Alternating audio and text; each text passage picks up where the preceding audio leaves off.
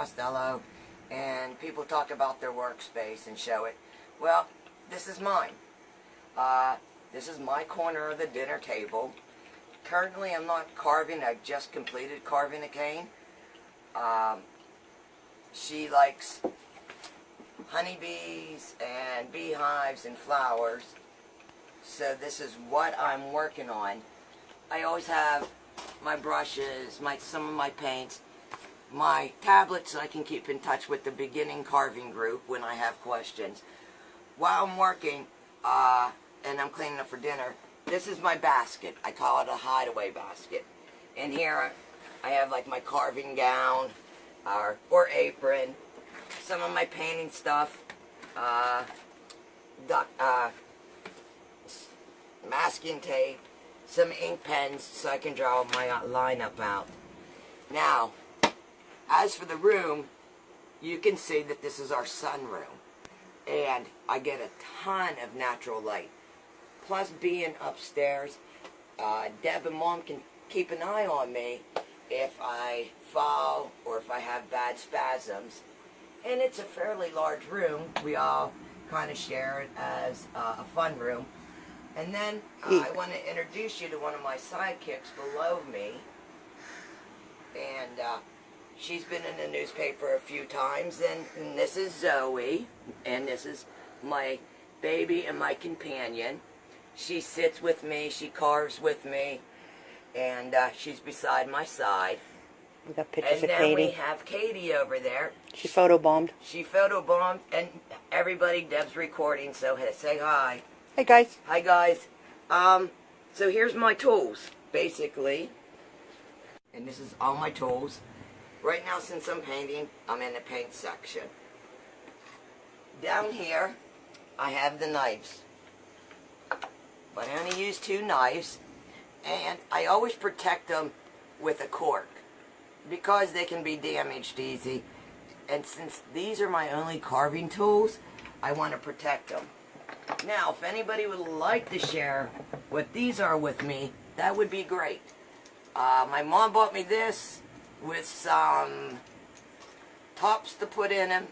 I have not figured them out very well. So if somebody would like to share and tell me what it's been sitting in here for about 2 years. And then she bought me this knife, but all I seem to do is dig in with it. So if somebody would like to tell me what I can do with these, that would be great.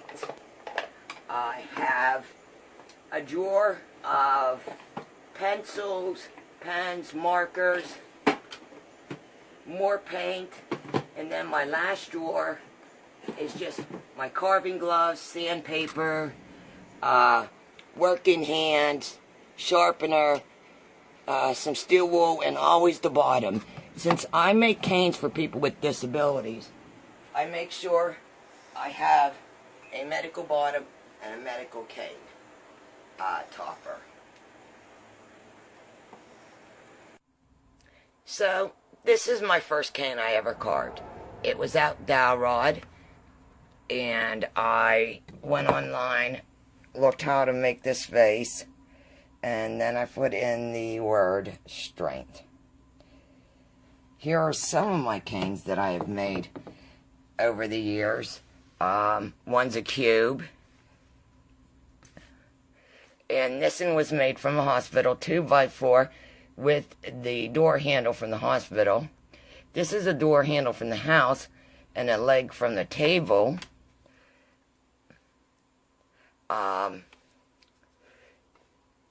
Here's just some of my beginning canes right here.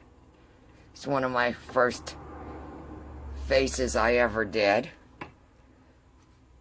And so here's some of the early canes. Here are some of the newer ones. My King Kong and my Queen. King Kong does light up. I have a light here on the side. And I use a lot of recycled materials too. As for King Kong, the airplanes are buttons. The windows are actually shelf paper. The flames and the roof are foam. foam board. On the queen, I used, some costume beads and to make it more fancier, some jewels. And then this is my emoji in both my wizard cane. The emoji cane is a 2x4. The wizard cane is banister or maybe a pole wood from an old barn.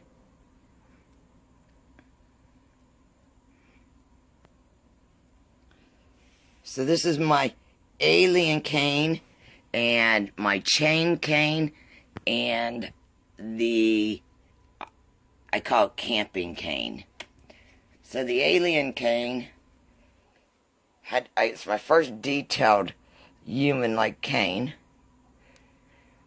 It was banister wood, and I added a piece of cedar 2x4 on the back of the head for more depth. And then I found a child's cow, because of course if they're being sucked up by the alien.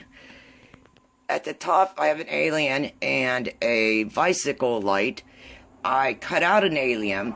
The top of the bulb is one of my mom's Christmas bulbs I stole, and the lights on the side are unfortunately lights I stole out of one of her decorations. So nothing's safe in my house.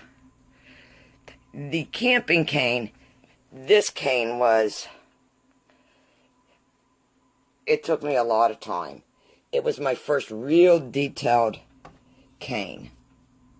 And I carved out all the mountains and tracks and tunnels and trains and made a lip for it, and I carved out the barn. One of my favorite canes is my fish tank cane. The fish is made out of 2x4 cedar. This is 2-inch dowel rod with the rocks. The handle is just like a burlap string. Now this is a PVC pipe, clear, hard to find. And the inside, these little fish and plants. A friend of mine makes clay projects, so she made all these fish in that.